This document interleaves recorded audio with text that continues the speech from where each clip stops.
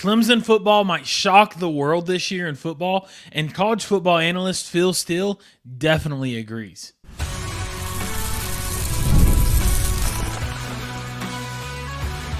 You are Locked On Clemson, your daily podcast on the Clemson Tigers. Part of the Locked On Podcast Network, your team every day. What is up, everybody? Welcome to another episode of the Locked On Clemson podcast. Hey, thanks so much for joining us today. We really appreciate you being here, making Locked On Clemson your first listen every single day. We are free and available wherever you get your podcast at and over on YouTube, and we're part of the Locked On Network, where it is your team every day. I'm your host here on the Locked On Clemson podcast, John Bivens. You can follow us over on Twitter or X, with X, at I am John Bivens, or at the Tiger Wire, Thetigerwire. That sounded like a jingle. WHRE. I can't say it. Sorry.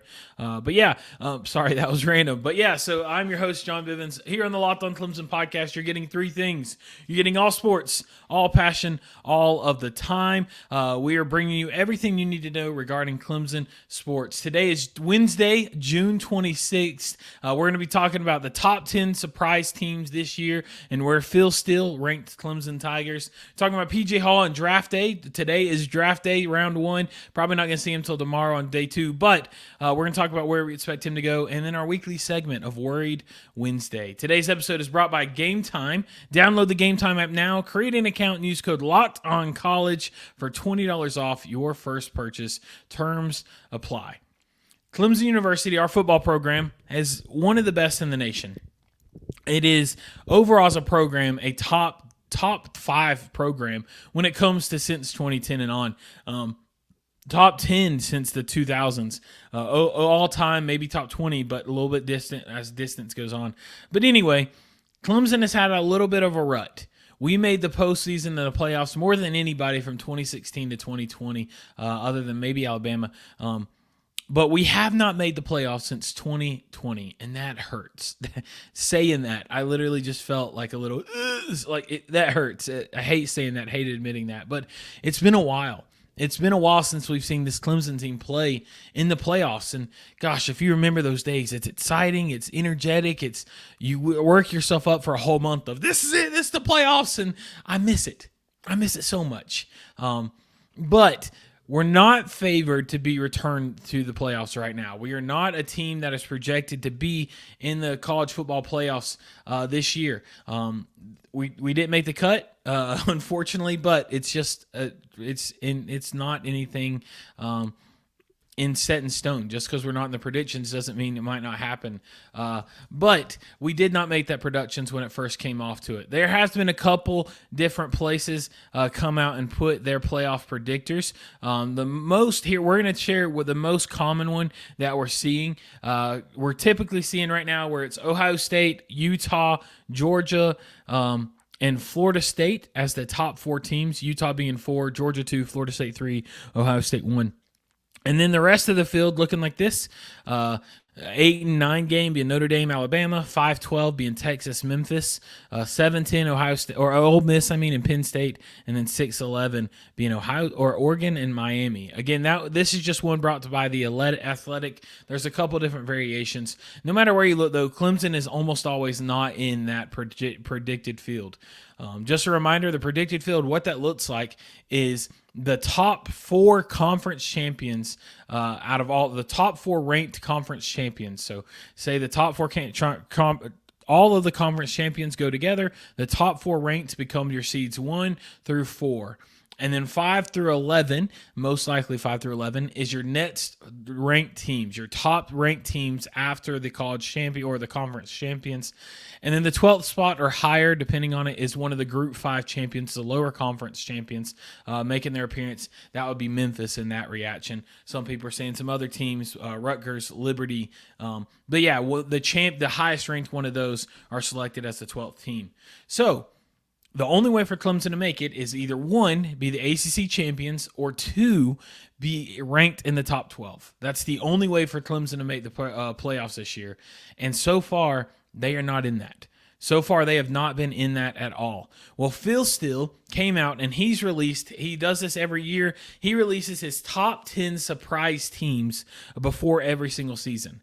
And what he describes as a surprise team is teams that are not projected to be top 10 or ranked in the college football playoff at the end of the year. The top 10 teams that are not in those projections to still have a good chance at making it. Clemson, in our opinion, should be projected. They're going to make it. It's going to happen. Speak it into existence. I'm not one of those speak it and it happens, but I am one that believes. Like, positivity is key. God is out there. Have faith, and it's going to happen. But I think Clemson's going to make it. Phil Steele agrees with us. So we're going to go through and give you his top 10 teams that he has and where Clemson's ranked. Number 10. This one, I was like, what? What's happening? Top 10, they have the reigning American champion, who is no longer in the American Conference, SMU from the ACC, having a chance. Most of these people do not have them competing for ACC, do not have them high up there, especially with some tough games at Louisville and at Florida State. But there's some games on their schedule that Phil still says if they win these big games, they're going to be in there. So they got them as a up there as a team that's a surprise team, number 10.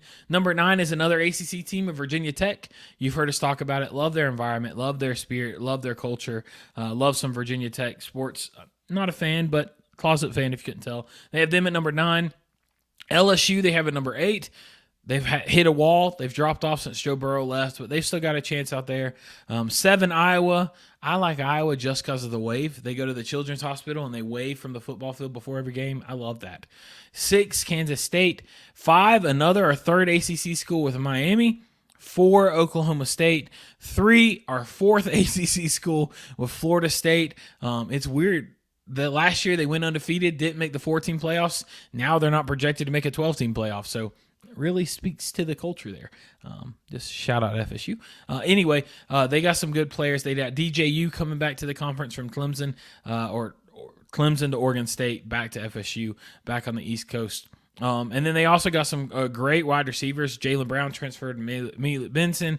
They got edge rusher Marvin Jones Jr. from Georgia. They got some others. So Florida State definitely going to be a contention. I don't understand how they have them on the surprise team at number 3 when they were projected to make it as the ACC champion, but they have them on there. Number 2, that's where they have Clemson. We'll come back to talk about that in a second. Their number 1 team they have is Utah.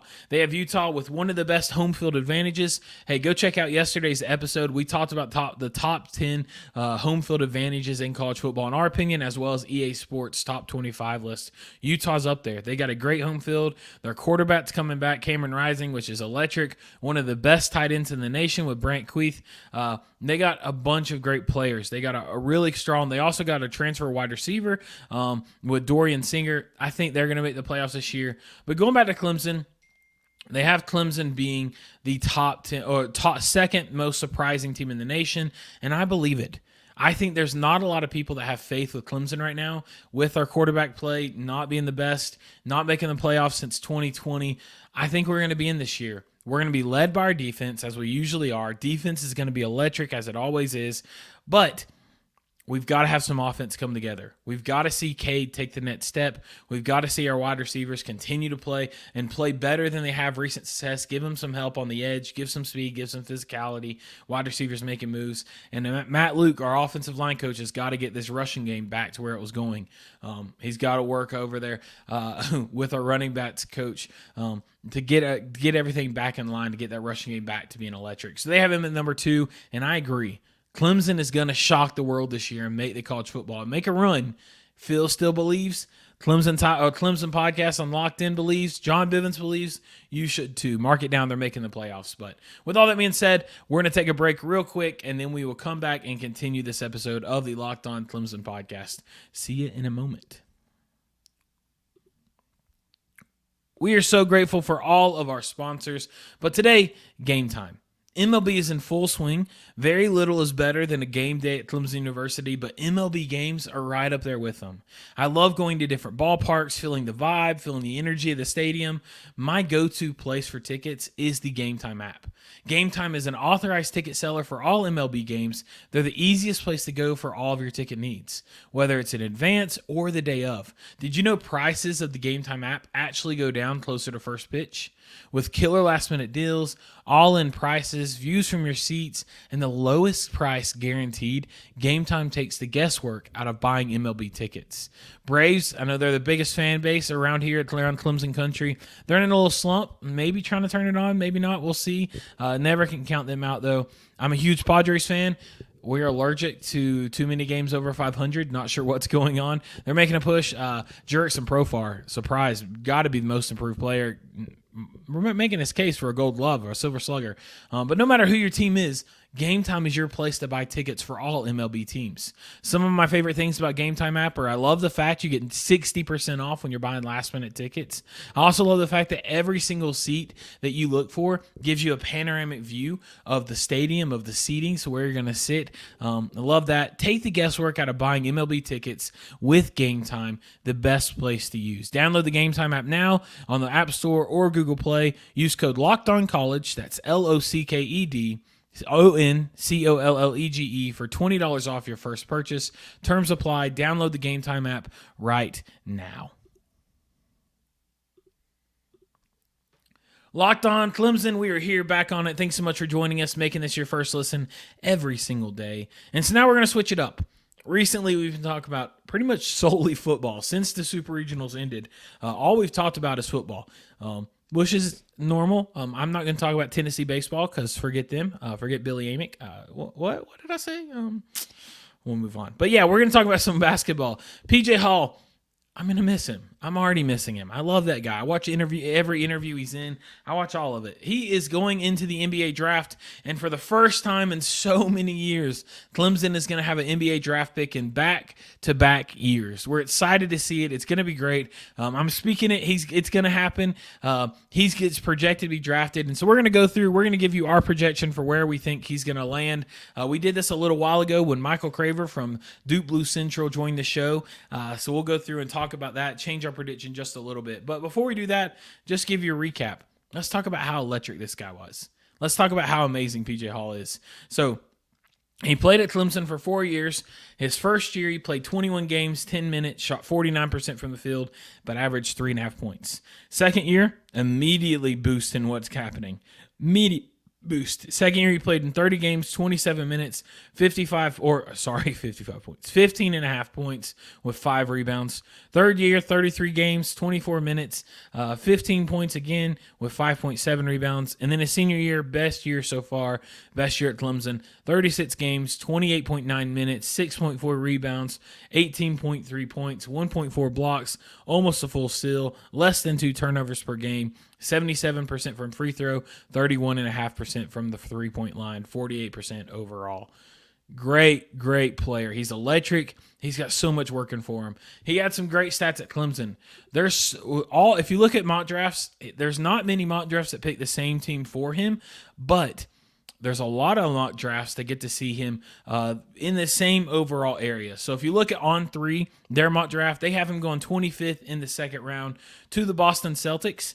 That'd be cool. Going to see game or repeat champion, maybe, possibly get a ring. That'd be sweet to see. But yeah, they have him going to Boston Celtics. That would be the second year in a row. Not only Clemson player drafted, but both players drafted were drafted by the reigning champion. Last year, Hunter Tyson was drafted by the reigning champion Denver Nuggets. This year, PJ Hall, if he gets drafted by Boston Celtics, would repeat that. So On3 has him going to the Celtics. NBA.com, they put out a projected draft. They have him going 45th overall, much earlier than On3 has him. Have him going over to the Sacramento Kings, getting to play alongside Sabonis. That would be cool to see. It cited PJ Hall's a 6'8", 240 pounds. He can make a good influence over there on NBA draft if he goes to the Kings. And then the Ringer. This is probably my favorite site when looking at mock drafts for NBA. They go into so much detail about prospect scouting, about what the pros are, what the cons are for all of them, what people are saying, that kind of stuff. So they have him going, again, they repeated, they have him going 45th to the Kings. But what they're saying about him, and again, this is all at nbadraft.theringer.com. So make sure you go check out all their stuff. But here's their fit to him, and this is all straight from their website. This isn't my take right now. This is just what they're saying. They say Hall's front court versatility could make for interesting fit next to or behind the Domantas Sabonis. Saying that his pro comparison is showing shades of post-prime Blake Griffin. I don't know if that's a compliment. If it was shades of prime Blake Griffin, signing me up. Like, that'd be electric. But they're saying shades of post-prime, so like after the Clipper years. But anyway, could be good. Saying that he's a glue guy who improves the flow of the offense anytime he's on the floor. Biggest aspects are his hustle, feel for the game, and off-ball mover. Some of his pluses are he's an elite screener, says that he's great at hitting screens to allow shooters to have more role, but also for the pick and roll or to spring off and get some open shots. He thrives in handoff actions because he makes smart decisions as a passer, dribbler, or shooter. If the handoff performs into a ball screen, he's good at rescreening into the roll or into a roll at the rim or popping for a three. So biggest two pluses are all about the screen game. Also, he has great potential at the free throw line. He's 78% from the free throw line, so good potential there. He's got a soft touch from the mid range, so it'd be 32% from his 3-point as a career in college. Little low, but with his free throw line success, with his mid-range success, getting some of his NBA coaching and some elite coaching there, being able to help coach him up, seeing his 3-point percentage would increase would not be a surprise. And lastly, is they saying he's a fundamental defender who shows good feel for positioning, rarely making mistakes, and is an active help defender. Pretty high on him. Pretty big compliments right there from him. Talking about a skill, what do you need as a big man? You need pick and roll, right? You need off-ball movement, being able to help the person with the ball get open. You need consistent making the shots when they get them. In modern-day NBA, you've got to be able to make a three no matter what position you are. So being able to make the three, foul line, mid-range, all that, great down low as well. And then the defense. He's got all those marks. Now we get to the cons. And here's the part that the fourth and crucial part of a big man that you need is rebounding. He is undersized. PJ Hall is only 6'8", 240. So he's listed as a center/forward. He's going to be playing that forward role. He's not going to be playing much center unless he just comes out and pulls like Kevin or Kenneth Faried numbers from when he was good with the Nuggets. But so he's not going to be huge impact on the rebounding or defending the pick and roll. They also said that he's right-hand dominant, and as a ball handler, that's very obvious. So says that he needs to improve his left just to help be more dynamic and creative solutions or situations from elbows and post. And then the last thing he says he's a slow-footed defender, needs to improve significantly on the ball to fit into a switch-heavy scheme. Because he's not a great rim protector either, he doesn't have a distinguished defensive skill at this stage. They're saying he needs to improve defense. They said his foundation or his fundamental success, but he's got to improve and he's got to have something that he's really good at on defense and rebounding. So all that being said, great success, room to grow. So we're hoping him nothing but success. With all that being said, our predictions for where PJ Hall is going to land, I think he's going to go later. I think he's going to drop a little bit. Personally, I don't think he's going to go as high as 45 to the Kings. I wish he would. That would be amazing. I would love to see that, but I don't think he's going to go that high. Instead, I think he's going to drop a little bit more. Not so far. So Boston Celtics have 25th pick in the second round. So that's almost last as there's 38 total picks. Los Angeles Lakers pick right after him. I think they'll take Bronny James for sure. 27th in the second round, the fourth to last pick in the NBA draft is the Denver Nuggets. I think that's where he's going to go. I think PJ Hall is going to get reunited with Hunter Tyson. They got Nikola Jokic. Hunter Tyson's shown some success, was great in the summer games. I think they'll hate PJ Hall. They like what Brad Brownell's doing. They like the style that they coach. They like the player, the Clemson grit player. I think they draft him, give him a chance to come off the bench. They definitely could use a little bit of bench help behind Jokic and Aaron Gordon with some older players back there. So that's where I think he goes. I think he's going to get drafted with Hunter Tyson late in the second round to the Denver Nuggets. But If he gets drafted all the way at 45, that'd be awesome to see. Wednesday today is draft day. I doubt he's going to get drafted today, but tomorrow, this year, NBA switching it up. They're doing a primetime 2-day event. Usually the draft is all in one day. They're spreading it out. They want coverage for everybody, so they're doing a primetime event tonight for the round 1. Tomorrow, Thursday, they have a primetime event for round 2. So Friday episode, we will give a recap and give a whole segment regarding PJ's fit and the role that he's going into there. With that being said, we're going to take one more break, and we'll be back in just a moment.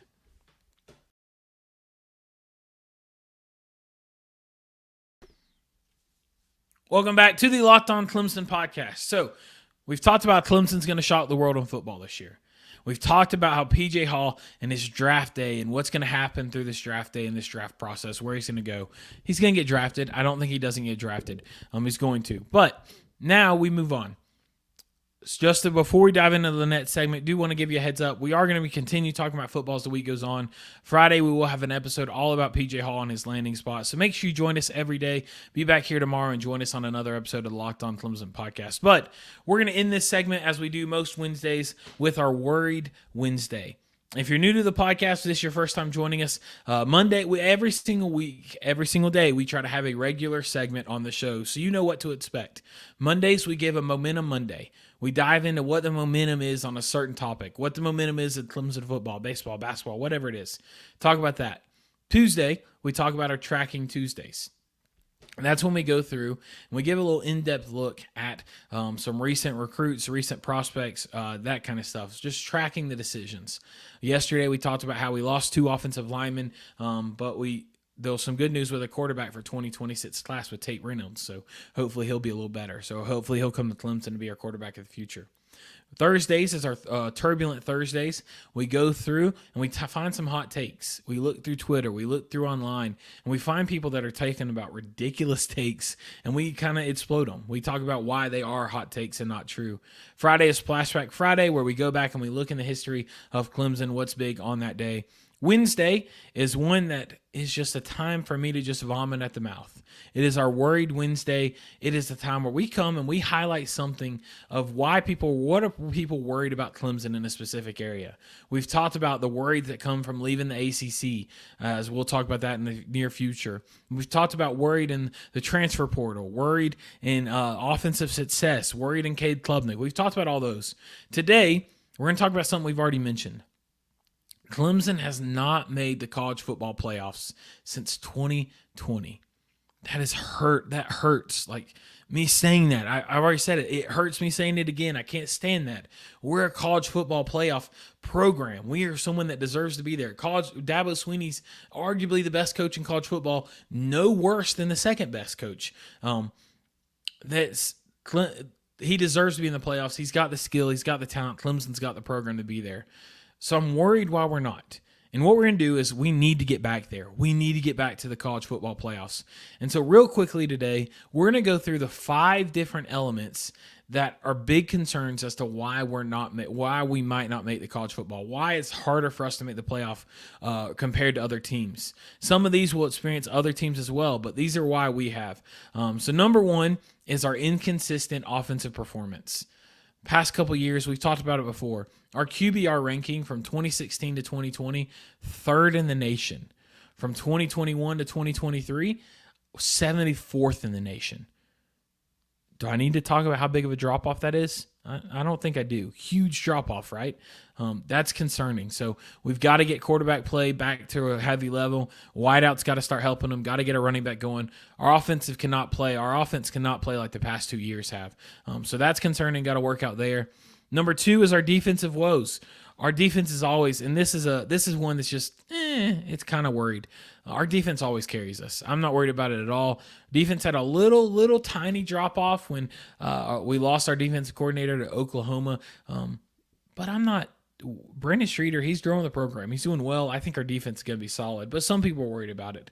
Number 3, and this is a big one. This is what everybody's saying that doesn't know Clemson, lack of transfer portal use. When you're not bringing in experienced players and everybody else is, there's a cause of concern.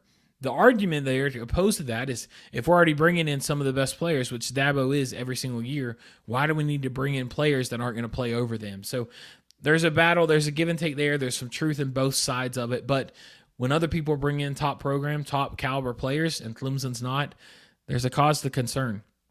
Number 4 is a tough schedule. Clemson has one of the hardest schedules this year. We open with the number 1 team in all of college football with Georgia at a neutral site. It's in Atlanta, by the way. We play FSU at FSU, who was undefeated last year, should have been in the playoffs. We play Notre Dame, a hard game. Notre Dame's a good team. That could be a hard one. And we've talked about it before in a couple episodes.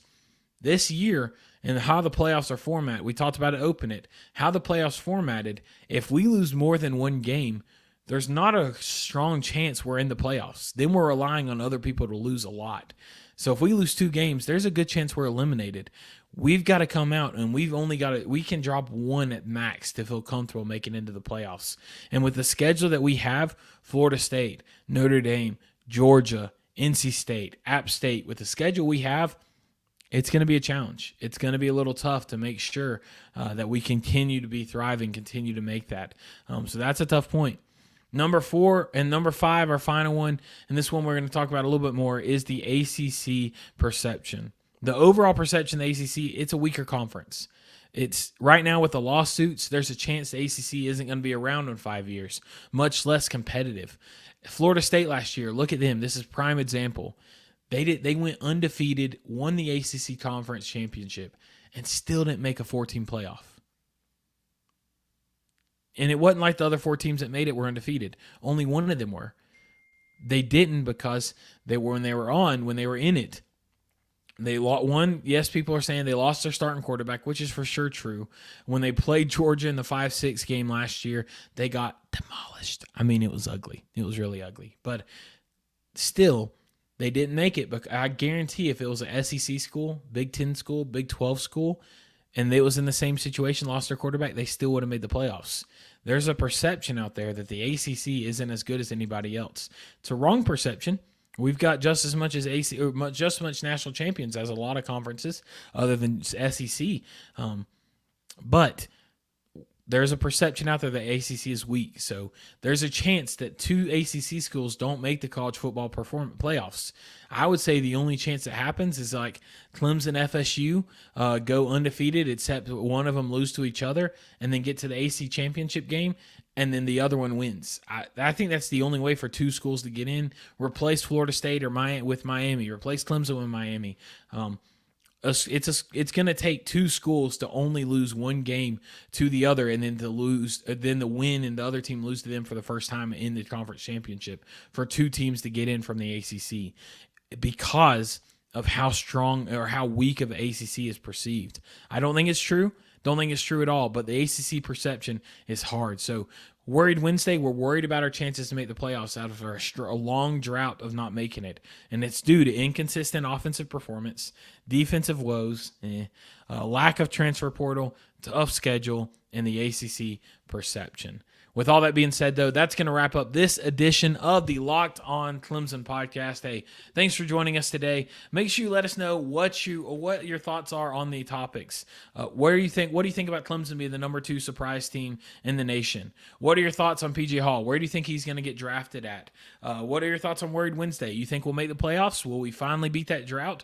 Or are we in for another year without playoff football? We'll see. Well, we'd love to hear your comments and thoughts on all of that. Hey, we also did reach a huge milestone of 900 subscribers. Let's go. We are so pumped. Love to see that. Hey, we're on a new road. Help us reach 1,000. It's only 100 more subscribers. We can do that easily. Share this podcast with all your Clemson fans, with your friends. Talk about it. Listen to the podcast, and then you can talk about it and debate me with each other. So make sure you're subscribing this, sharing this to other people. We'd love to grow this fan base. Once we grow a little bit more, we are going to launch a Discord channel where we can get on there, chat as a whole community together, all of our everydayers, all of our fans of the Locked On Clemson podcast, chat live during the games, talk about different recruiting news, talk about upcoming updates, all that kind of stuff. So make sure you join that Discord when it launches. We'll let you know when it's live. But thanks so much. Hit that subscribe button if you haven't. That way, every single day, we can be your first listen here on the Locked On Clemson podcast. Thanks so much for joining us. Can't wait to see you on tomorrow's episode of the Locked On Clemson podcast. Until then, keep that Tiger pride alive and roaring. And as always, go Tigers.